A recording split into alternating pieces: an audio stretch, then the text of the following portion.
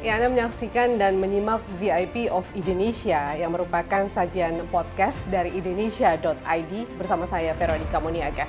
VIP kita hari ini adalah Andi Idris Manggabarani yang kita kenal ataupun juga sebagian besar orang kenal, namanya itu selalu diidentikan dengan kesuksesan. Dan sebagai seorang pengusaha, capaian keberhasilan dia sendiri tampak mata. Apa yang telah diraihnya saat ini adalah buah dari prinsip keteguhan dan juga kerja kerasnya saat dia memulai dan merintis karir bisnisnya. Ia memang benar-benar memulai semuanya dari awal ataupun juga dari bawah. Awalnya menjadi seorang tenaga pemasaran yang kemudian menjelma menjadi seorang owner ataupun juga pemilik dari sejumlah perusahaan. Dan kalau kita tahu mungkin saat ini orang bahkan tidak mengenal namanya. Seandainya saja dia memilih untuk hidup tanpa prinsip ataupun juga berleha-leha sebagai seorang anak yang berasal dari keluarga bangsawan dengan bergelimangan harta. Dan pemirsa, kami hadirkan untuk Anda di VIP of Indonesia, Andi Idris Manggabarani.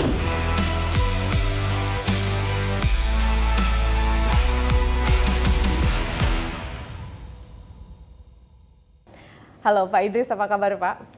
Alhamdulillah. Baik ya?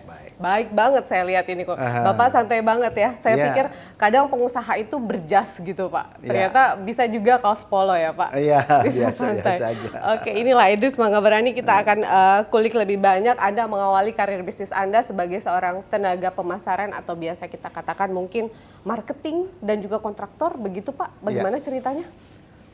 Jadi awal daripada memilih menjalani hidup dan masa depan itu adalah sebenarnya berawal daripada mimpi yang kita inginkan.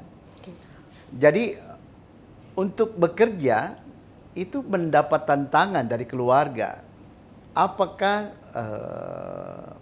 mampu saya memisahkan kuliah sambil kerja dan kuliahnya nggak gagal? Saat itu masih sambil kuliah berarti Pak? Iya, semester pertama. Dan saya memilih dan meminta kepada ibu dan bapak untuk saya mau bekerja dan membiayai kehidupan saya sendiri dan membayar seluruh biaya pendidikan saya. Pada saat itu semua keluarga menolak. Ceritanya dia, kalau kamu mau kerja, kamu kerja sama keluarga. Ya, ditawarin karena keluarga sudah ada perusahaan lah begitu Pak ya? Enggak, ceritanya kakak dengan bapak semuanya, nanti kami semuanya gaji kamu, kamu tugasmu hanya belajar. Oh gitu. Ya gitu. Daripada kamu milih kerja yang lain, belum pasti bahwa kamu akan bisa membagi waktu dengan baik antara kerja dengan pendidikan. Memang ditawarin hampir 2 kali lipat daripada gaji yang ditawarkan oleh tempat di mana saya bekerja oleh ibu, bapak, dan saudara. Pada saat itu berapa sih Pak angkanya? Waktu itu 65.000. 65.000. Ya, 65.000 rupiah ditawarkan oleh perusahaan di mana saya tempat kerja. Dan orang tua keluarga menawarkan 125.000 per bulan. Kerja saya cuma belajar di atas meja dengan waktu tertentu. Tetapi saya memilih bahwa lebih baik saya terima yang 65.000 daripada saya harus tetap berada pada kebiasaan-kebiasaan yang rutin di rumah, belajar, kumpul, aturan sedemikian rumah tangga sehingga tidak ada pergaulan di luar. Maaf Pak, kenapa sih Bapak memilih untuk itu semester 2? Kalau saya sebagai mahasiswa itu semester 2 kayaknya kita masih menerka-nerka juga nih kondisi di kampus kayak gimana, masih harus merintis bagaimana cara belajar kita di kampus. Bapak sudah memilih untuk bekerja gitu? Sudah memilih untuk mau bekerja karena saya berpikir bahwa kesempatan itu ada. Ya, waktu banyak terbuang bila kita tidak memanfaatkan untuk melatih diri, untuk mengembangkan diri kita sendiri. Jadi kan kadang-kala kita waktu kerja itu hanya terpakai kurang lebih 3 jam. Padahal ini kan waktu kan banyak sekali. Itu pun saya minta di tempat kantor saya bekerja, bahwa saya diberikan kesempatan untuk tidak seperti pegawai yang lain. Saya minta untuk tidak perlu bayar gaji saya kalau saya tidak menunjukkan prestasi. Tunggu dulu, Bapak tidak perlu dibayar kalau tidak ada prestasinya. Berarti Bapak memacu diri Bapak untuk bisa berprestasi supaya diberikan gaji. Padahal Bapak pada saat itu, mohon maaf, Bapak itu adalah Bupati Polmas begitu pada saat itu kan Pak? Pada saat itu sudah tidak bupati lagi. Sudah tidak, tapi kan memang punya link kemana-mana. Pernah jadi bupati kan Pak, Iya. pasti banyak koneksinya. Iya. Bapak bisa kemudian kalau mau bekerja bisa di salah satu koneksinya punya perusahaan mungkin. Iya. Kenapa Bapak merintis semuanya seperti dari nol, bahkan men-challenge diri Bapak gitu untuk saya nggak perlu digaji kalau saya nggak berprestasi. Iya, karena banyak perusahaan pada saat itu tidak mau menerima ya karyawan yang kira-kira tidak punya banyak waktu untuk bekerja. Oke. Mereka masih berpedoman pada banyaknya waktu kerja menentukan hasil yang akan dicapai. Saya sampaikan bahwa meskipun singkat saya bekerja, tetapi saya bisa menghasilkan lebih daripada orang yang bekerja lama. Nah, oleh karenanya saya maksimalkan. Hampir dikata bahwa masa remaja saya habis, ya, tidak ada. Belajar pun sambil makan saya baca buku. Karena tidak sempatnya, tidak banyak waktu yang terbuang, ya semuanya termanfaatkan dengan baik. Alhamdulillah saya diterima kerja dengan tantangan seperti itu, karena saya yakin kalau saya minta seperti reguler, pasti saya tidak diterima. Oke. Karena kalau saya masih pada kondisi bahwa tidak akan dibayar, andai kata dia saya tidak memberikan kontribusi, saya kira dia tidak akan terima. Begitu saya berikan kontribusi, mereka menerima. Oke, tunggu dulu Pak. Ini masih ada pertanyaan yang belum Bapak jawab nih. Apa yang membuat Bapak kemudian mau bersusah payah untuk ini Pak? Semua ya kita bisa katakan pada masa itu fasilitas Bapak punya gitu, tapi Bapak mau untuk melakukan itu di tengah keluarga Bapak mampu sebenarnya untuk membiayai Bapak. Mungkin untuk diri sendiri oke lah, Bapak punya nilai plus untuk itu. Tapi apa sih yang paling mendasar? Bapak memang kalau kita lihat punya banyak prinsip yang positif, jujur, pekerja keras misalnya. Itu memang apakah didikan orang tua harus seperti itu, ataukah Bapak melihat sosok ayah yang kemudian Bapak berusaha untuk refleksikan di diri Bapak gitu? Iya, ya orang tua sebagai teladan. Orang tua saya sangat sederhana kehidupannya. Meskipun dia memiliki sesuatu, tetapi kehidupannya sangat sederhana. Begitupun ibu. Oke. Ya. Dengan kesederhanaan itulah yang tertular di kami semua sekeluarga. Oleh karenanya hampir dikatakan bahwa seluruh anak daripada saya bersaudara itu hidup dengan kemandirian. Oke. Jadi dididik sedemikian rupa hidup sederhana, tekun, bisa dipercaya. Ya. Itu prinsip datang dari mana Pak? Orang tua keduanya atau ayah atau ibu Pak? Sama, ya. Ibu memberikan contoh kasih sayang yang baik, ya. Ibu memberikan contoh perhatian, ya. Ibu juga memberikan contoh bagaimana saling menjaga satu sama lain. Bapak punya karakter sederhana, suka berbagi dengan siapapun, tidak pantang menyerah. Prinsip itu seperti kemudian itu. Kita melihat teladan dari orang tua sedemikian rupa sehingga kita terikut dengan apa yang kita lihat. Oke, baik Pak. Menarik sekali cerita Bapak. Apalagi cerita awal Bapak merintis kemudian semua ini. Terus Bapak pernah menjadi seorang kontraktor, tapi pada saat itu kurun waktunya tidak lama begitu Pak. Kenapa Bapak kemudian akhirnya mengalihkan ke profesi lain begitu? Pada saat itu kan mungkin juga jadi kontraktor sebenarnya sudah mendatangkan cukup banyak pendapatan pada saat itu Pak. Ya. Saya mencoba untuk mencari arti daripada garis tangan. Sebenarnya saya cocoknya di mana sih? Ya, saya mencoba yang kira-kira jenis kerjaan yang sesuai dengan passion yang saya miliki.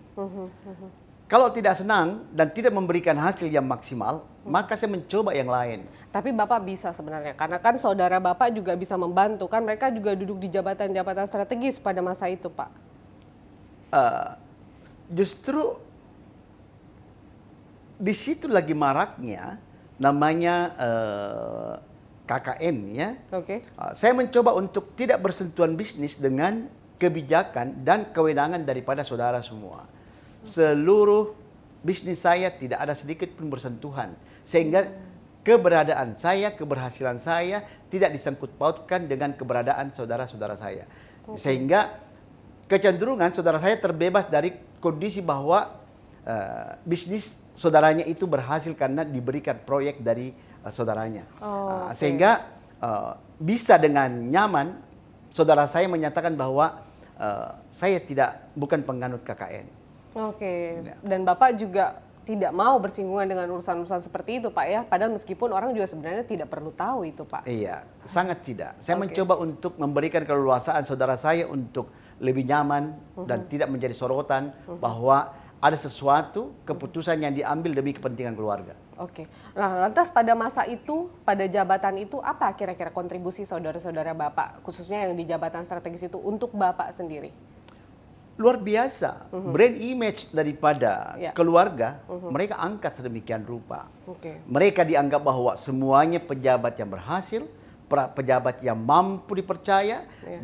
diberikan kewenangan, dan yang paling penting adalah brand yang diciptakan oleh saudara bahwa bisa diajak berkomitmen dengan baik. Ya. Itu yang menjadi pandangan publik kepada mereka, sehingga ikut di kita bahwa kalau berbicara dengan Pak Idris, Anda usah khawatir karena dari keturunannya seperti itu. Oke. Jadi Ya. imbas nama baik keluarga itu yang ditorehkan oleh saudara-saudara, Ya, terimbas kemudian sekali. bisa dirasakan oleh Pak Idris. Dan itu adalah luar biasa kontribusi yang saya dapatkan dari image yang mereka ciptakan. Oke, lalu Bapak kemudian merambah ke bisnis properti ya Pak ya, kurang lebih mungkin saat ini sudah 15 kompleks perumahan begitu ya Pak yang Bapak miliki? Ya, kurang lebih. Oke, nah apa kendala ketika memulai dari nol, kemudian sekarang jadi 15 kompleks perumahan Pak, apa jatuh bangun yang Bapak alami semasa itu?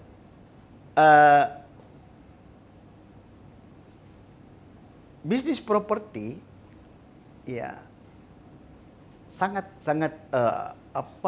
menjadi suatu bisnis yang sesuai dengan darah, pikiran, hati bagi saya. Di mana kita diberikan keleluasaan untuk menciptakan sesuatu dari tidak ada, dari hutan belukar, dari daratan yang tidak ternilai, dibuat sedemikian rupa, di-create sehingga dia bernilai. Nah, itu yang mengembangkan diri kita, yang mengembangkan kita punya kemampuan untuk memikirkan bagaimana menciptakan satu kawasan yang mampu dijangkau oleh orang. Ternyata saya nyaman sekali di sektor itu. Oke. Ya. Apa Pak? Apakah karena bisa memberikan tempat tinggal untuk orang begitu? Saya kira seperti itu, karena prinsipnya rumah adalah tempat di mana dimulainya pendidikan. Ya. Rumah sebagai tempat dimulainya perkembangan bagi manusia. Oke. Oleh karenanya saya merasa bahwa itulah passion saya. Yakin saja bahwa kalau kita mengerjakan sesuatu yang itu merupakan passion kita, semuanya yang di belakang rezeki, kenyamanan, kebahagiaan akan ikut. Jadi harus kita mau menjadi diri kita sendiri. Jangan mau menjadi orang lain. Jadi hargailah apa yang kamu suka. Hargailah apa yang kamu cintai. Hargailah apa yang menjadi keputusan bagi kehidupanmu. Oke, jadi artinya saya bisa simpulkan bahwa prinsip Bapak dalam merintis usaha Bapak hingga saat ini itu lebih kepada passion Bapak sendiri, di mana Bapak menyukai itu, mencintai itu, disitulah kemudian Bapak berkarya, seperti itu. Iya. Oke, tapi pasti ada dong Pak pengalaman yang tidak terlupakan pada saat merintis bisnis itu. Artinya bahwa meskipun itu sesuatu yang dicintai, taruhlah kita juga mencintai seseorang, pasti ada hal-hal yang kurang nyaman misalnya, atau mungkin juga justru lebih meninggalkan kesan. Pada saat Bapak merintis bisnis itu apa Pak pengalaman yang tidak terlupakan? Banyak juga sih, tetapi itu yang membuat kita makin matang. Ya, terutama kalau di sektor properti, ya menyangkut mengenai legalitas lahan. Nah, iya, Ya, betul. yang kadangkala di mana lahan itu secara legal itu diakui oleh semuanya. Iya. Instansi yang terkait yang Iya. menyangkut mengenai legalitas lahan. Tetapi ternyata sementara kita sudah mengatur sedemikian rupa, ternyata lahan tersebut ada saja yang merasa dan masih mengaku bahwa itu juga adalah bagian daripada miliknya. Nah, itu mungkin ya Pak ya, karena kan kita tahu bahwa tidak mungkin, bukan hanya seorang Idris Manggabarani yang mengalami itu ya, bahkan Iya. pemerintah pun dalam pembebasan lahan juga sering kisruh begitu dengan para pemilik lahan. Itu itu selama Bapak menjalani itu tidak membuat Bapak kapok? Artinya kan Pak, aduh udah deh hari ini bisa ribut sama yang ini, besok bisa ribut lagi sama masyarakat yang lain gitu. Iya, saya kira tidak ada jalan kita untuk merasa gagal dan jatuh dan tidak bangkit lagi. Ya, kita harus punya keyakinan dan percaya diri di mana kita selalu berupaya untuk bangkit, maka akan bangkit. Okay. Ya. Kalau kita gagal lantas kita tinggalkan, berarti ada pengalaman yang kita sudah lakukan, itu tidak ada nilainya.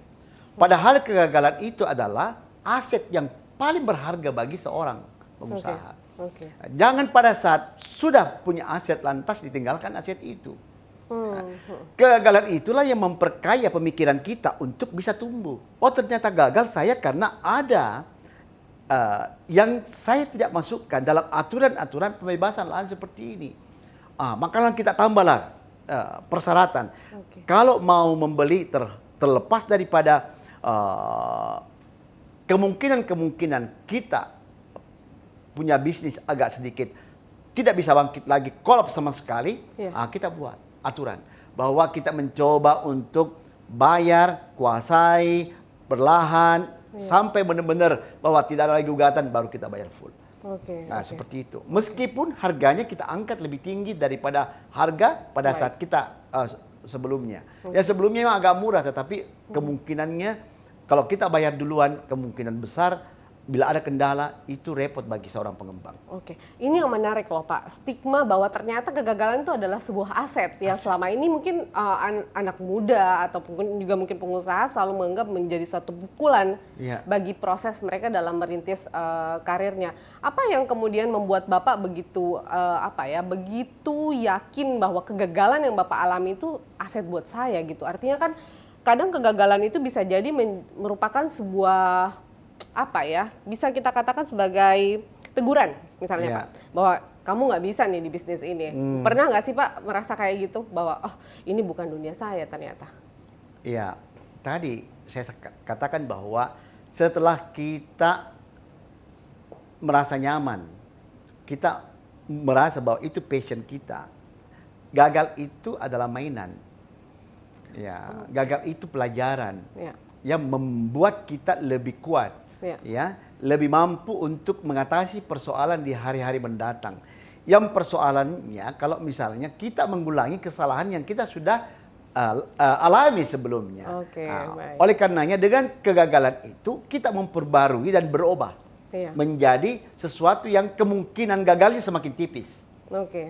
Gagal pertama karena kurang taunya tentang pekerjaan itu. Setelah gagal kita tingkatkan mungkin 80%, tetapi kalau kita lanjutkan apa yang menjadi pelajaran kita, aset kita yang sudah sedemikian banyak ruginya, insya Allah yang langkah-langkah selanjutnya kemungkinannya cuma sisa sekian persen saja, kita gagal lagi. Karena kalau dalam hitungan apapun, sektor properti masih sangat menjanjikan dalam bisnis masa-masa sekarang. Semenjak manusia masih bertumbuh, maka mereka masih tetap membutuhkan rumah. Butuh tempat tinggal. Baik, kita tahan dulu Pak Idris, kita akan kembali. Pemirsa, usai jeda berikut tetaplah bersama kami di VIP of Indonesia.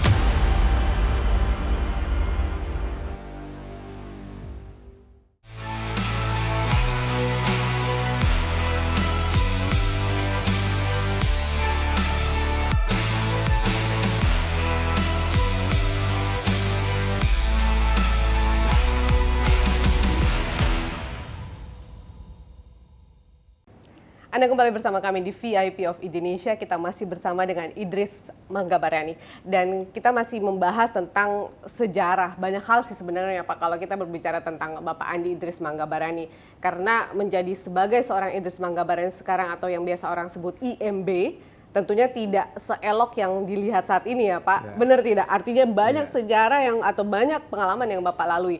Tapi berbicara mengenai nama Manggabarani sendiri Pak yang melekat pada Bapak dan juga ayah Bapak atau kita mundur ke kakek Bapak, itu bagaimana sih Pak sejarahnya? Saya mendengar atau membaca artikel yang menarik tentang itu Pak. Iya. Jadi nama Manggabarani itu kita ambil dari sejarah kakek ya, Ishaka Manggabarani ya, Arumatuari Wajo ya. Dari situ ya berpindah ke turunan selanjutnya sampai ke bapak. Bapak ke kami ya. Manggabarani banyak sekali rumpunnya, besar sekali, banyak sekali sampai ke internasional ya. Ada dari Belanda, ada dari Chinese, ada dari macam-macam. Ya. Tapi makna Manggabarani sendiri kemudian dilekatkan di Bapak dan keluarga itu memang memberikan juga kontribusi yang besar kah Pak? Sangat-sangat luar biasa sekali karena dikatakan bahwa keturunan bangsawan dan salah satu penguasa yang di daerah kawasan Wajo sana, lalu terkenal sebagai penguasa yang bijak, ya, sangat baik, sehingga darah daripada kakek itu mengalir ke semua turunan-turunan di bawahnya. Dan kemudian nama itu menjadi besar dan dikenal banyak orang sampai saat ini. Nah Pak, kita berbicara tentang pengalaman organisasi Bapak ini. Banyak sih sebenarnya ya, kalau saya baca-baca sebelum kita memulai perbincangan ini cukup banyak. Salah satunya mungkin Anda pernah menjadi Ketua Asosiasi Pengusaha Gula dan Terigu, kemudian juga Ketua Rei-Sulsel, sempat urus Kadin juga, masuk di partai politik juga. Tapi ini yang menarik Pak, dari semua itu termasuk perusahaan Bapak yang cukup banyak diversifikasinya hingga saat ini, Bapak tuh masih sempat menjadi pengurus masjid Pak. Sempat-sempatnya gitu Pak, maksud saya kita punya kadang segudang aktivitas pun tidak usah pemilik perusahaan lah ya Pak. Kita cuma kadang-kadang orang punya kursus di sini, sekolah di sini, ambil S2 di sini, itu aja udah banyak Pak. Bapak masih jadi pengurus masjid juga, itu kenapa Pak? Bisa cerita Pak? Ya, jadi merasa bahwa kehidupan ini bukan nyamannya urus dunia saja, tetapi kita harus prepare untuk kehidupan yang kekal di masa datang. Ya, maka kita berupaya untuk menyentuh rumah-rumah Allah dan juga banyak pesantren-pesantren masjid yang kita bangun ya. Bahkan sebagai dewan pembina Pak ya di dua masjid. Selain kita bangun sendiri, kita sebagai dewan pembina, kelebihannya properti begitu. Di kawasannya itu disiapkan untuk pembangunan masjid. Jadi banyak masjid itu, ya, di setiap lokasi yang kita miliki, kita beri space untuk pembangunan masjid. Ya, jadi masjid rumah ibadah ya. Jadi paling tidak itu menariknya properti itu. Ya, ada andil kita menyiapkan sarana ibadah bagi kaum yang beragama sehingga tempat itu bisa dijadikan selain kita bangun sendiri, kita juga bersama-sama dengan masyarakat yang ada di setempat. Ya, karena kami tidak mau beramal sendiri, tetapi mengikut sertakan semuanya teman-teman atau masyarakat di mana tempat atau lokasi yang kita bangun. Baik. Mohon maaf Pak. Nyaman. Iya, sorry saya potong. Artinya bahwa ini memang benar-benar suatu keinginan atau willingness seorang Idris Manggabarani untuk mendirikan masjid, ataukah karena memang sesuatu yang diidentikan dengan agama, sesuatu yang baik begitu adalah baik kemudian citranya bagi seseorang. Mohon maaf, apakah kita bisa mengklirkan di sini bahwa memang itu adalah keinginan Bapak untuk membangun masjid karena keinginan saya sendiri misalnya, ataukah karena ada citra yang baik apabila saya kemudian membangun masjid, Pak? Saya tidak mendeklar bahwa saya membuat 1, 2, 3, 4 dan seterusnya. Yang mana yang saya buat, yang mana. Nanti orang tahu sendiri baru bertanya, baru sampai ke bawah, ya benar di situ. Baik. Ya, itu merupakan kemudian menjadi salah satu statement bahwa toh saya bangun masjid juga saya nggak sebut nama saya. Ada ya semuanya atas nama bapak, Ya. atas nama ibu, atas Oke. nama semuanya seperti itu. Oke, baik. Nah, kemudian kalau kita tahu bahwa IMB baru saja kemudian melaunching rumah tahfiz ya Pak ya? Iya. Nah, itu baru-baru gimana ceritanya itu Pak? Itu diinisiasi oleh Bapak sendiri kah atau dari anak keluarga? Jadi begini, rumah Ya. tahfiz itu ya kan dari kumpulan berapa rumah ibadah yang kita sudah ikut serta. Terus kan ada warisan nih yang diberikan bapak ke saya. Iya. Ya. Biasanya kan orang berebut warisan. Ya, begitu saya dapat warisan, rumah itu saya kembalikan kepada orang tua almarhum. Jadi rumah yang dia berikan kepada saya diwariskan, saya jadikan rumah tahfiz untuk amal dan bekal dia di alam sana. Oke. Jadi saya kembalikan untuk dia ya baik. sebagai rumah tahfiz dan seluruh amalan itu untuk Orang tua. amal jariah kepada Diniatkan orang tua yang seperti sudah itu tidak. ya Pak ya. Baik, namanya ada Rumah Tahfiz Bani Hasan Manggabarani. Pada betul Hasan, ya? jadi Ya. untuk orang tua, bapak dan ibu. Oke. Sehingga amalnya meskipun dia sudah tidak ada, tetapi tetap dia bisa dapatkan mengalir terus semenjak rumah tahfiz itu digunakan dengan baik. Oke, kalau saya dengar cerita Pak Idris ya, dari awal segmen tadi sampai sekarang, Bapak kan anak bungsu dari 12 bersaudara Pak. Tapi sangat dekat sepertinya ya sama orang tua secara emosional. Oh iya, teladan itu yang kami terapkan semua kembali ke anak-anak. Berarti semua saudara Bapak pun akan seperti, maksudnya seperti seorang Idris Manggabarani juga Dekat sedekatnya sekali. itu kepada Dekat orang tua. sekali. Oke. Ya, sangat sayang. Kedua orang tua itu memberikan teladan yang luar biasa. Oke. Rasa kasih sayangnya tumpah, rela mengorbankan apa yang dimiliki untuk kemajuan anaknya.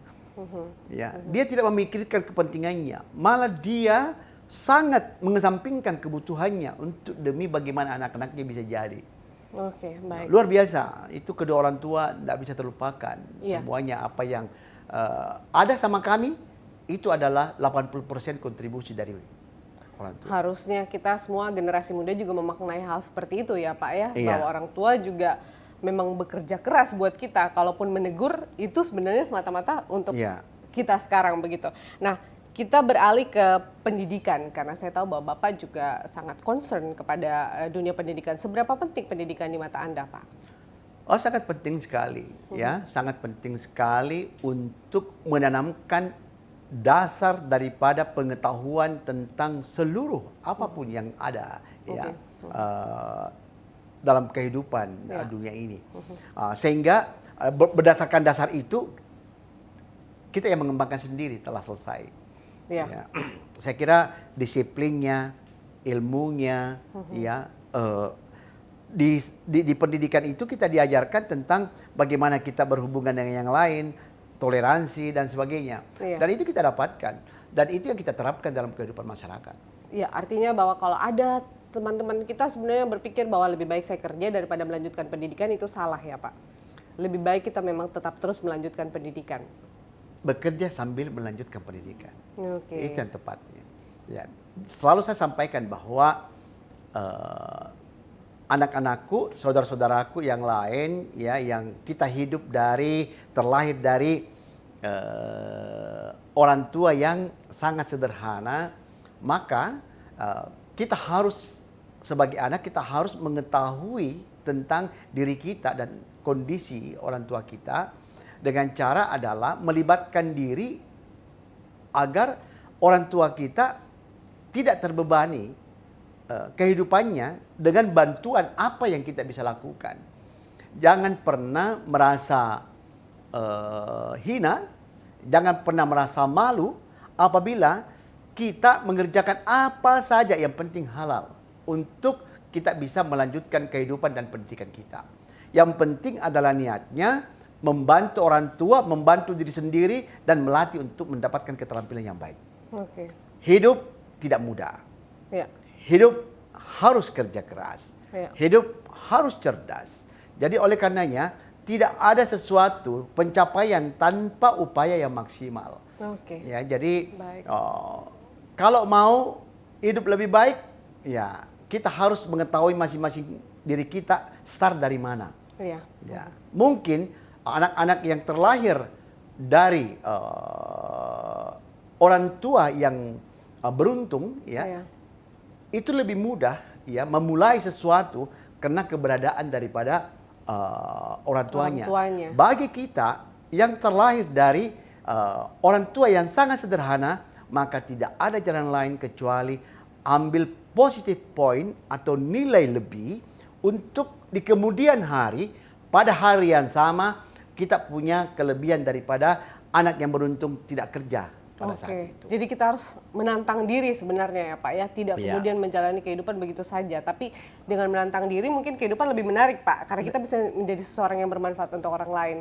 Benar, jadi kita harus berupaya bagaimana memaksimalkan diri untuk bisa menikmati hari-hari mendatang yang lebih baik. Oke, baik Pak Idris, luar biasa ya cerita tentang Bapak dan keluarga yang ternyata sangat mendalam perasaannya satu sama lain dengan orang tua, kemudian juga karir yang Bapak rintis hingga saat ini, termasuk kecintaan dan passion Bapak dengan dunia usaha, khususnya properti ya Pak. Tapi ada satu lagi nih bidang atau tempat di mana Bapak juga berkarya, yaitu politik.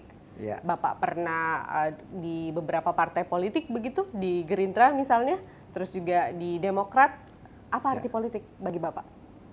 Oh, sangat berarti sekali. Jadi politik mengajarkan kita untuk menghargai keberagaman, kepentingan. Ya. Dan politik kepentingan. Jadi egoisme kita terlatih bahwa tidak ada, ya, bagaimana caranya toleransi terhadap perbedaan pendapat. Oke. Itu di politik tuh. Dan seorang pengusaha paling tidak harus berdekatan dengan politik. Karena seluruh aturan yang dibuat di negara kita ini, perundang-undangan itu melalui partai politik. Oleh karenanya, kepentingan pengusaha yang ada, yang bisa meringankan aturan-aturan itu disalurkan melalui partai politik. Politiklah yang memperjuangkan di Dewan Perwakilan Rakyat, ya, untuk menyampaikan kepada pemerintah agar aturan yang diinginkan oleh masyarakat pengusaha seperti ini. Itulah pentingnya kita, ya, pengusaha politik. Saat ini bukan masih politik pengusaha, bukan. ya. Politik pengusaha. Ya.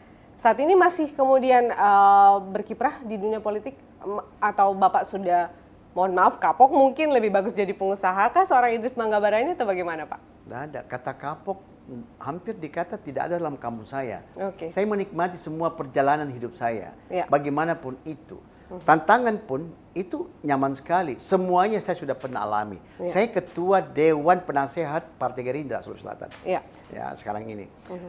Jadi semuanya dalam perjalanan kehidupan yang lalu enjoy, happy dengan segala masalah dan kebahagiaan. Itu semuanya membawa kita lebih matang. Oke, baik. Pak, ada pepatah yang juga identik nih dengan Bapak. Tangalei bayau sibatuna. Iya. Itu apa sih Pak? Artinya kenapa begitu Bapak pegang pepatah Makassar itu Pak? Kita mencoba untuk dalam kehidupan ini, ya, jangan pernah mengambil sesuatu yang bukan hakmu. Oke. Ya. Berjuanglah untuk mempertahankan hakmu. Berupayalah semaksimal mungkin untuk mendapatkan apa yang wajar kamu dapatkan. Oke. Ya. Tetapi jangan kamu berhasil dengan menggagalkan orang lain. Orang lain, jangan memakan yang piring orang lain begitu ya Pak. Nah, Pak Idris, kemudian kalau kita lihat karir Bapak ini terus berjalan, tapi pastinya masa depan IMB Group ini akan beralih ke tangan turunan Bapak selanjutnya, yaitu anak Anda sendiri. Nah, bagaimana Anda melihat potensi para pengusaha muda seperti anak Anda mungkin, dan apa yang Anda harapkan? Alhamdulillah saya diberikan titipan Tuhan yang luar biasa yang sekarang ini. Ya, anak-anak saya sangat sayang ya kedua orang tuanya. Apa yang saya dapatkan dan rasakan dari orang tua itu juga yang saya kira-kira pikirkan apa yang dirasakan orang tua saya itu yang saya rasakan Itulah yang sekarang. Anda rasakan sekarang. Karena anak saya sangat menghargai orang tuanya dan hidupnya juga sangat sederhana. Ya, dia tidak pernah merasa bahwa dia terlahir dari pengusaha yang diberikan rezeki lebih daripada sedikit orang-orang. Dia tidak pernah merasa bahwa dia berbangga diri dengan apa yang dimiliki. Ya, saya syukur sekali. Anak-anak sangat sederhana dan mau bekerja dan tidak memilih pekerjaan. Jadi apa yang kemudian terakhir ini Pak, ya apa yang kemudian Bapak belum bisa wujudkan selama ini? Semua Bapak sudah wujudkan begitu, keluarga bahagia, usaha dan lain-lain. Alhamdulillah, yang kita inginkan adalah bagaimana makin membesarkan usaha kita ini melibatkan lebih banyak orang, ya, bisa hidup di kita.